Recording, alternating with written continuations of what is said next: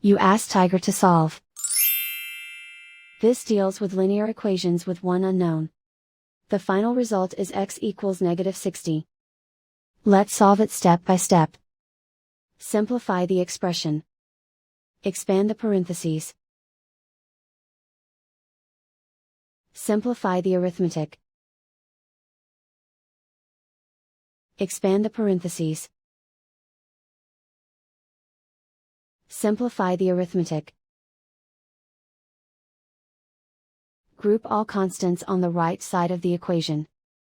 Add 60 to both sides. Simplify the arithmetic.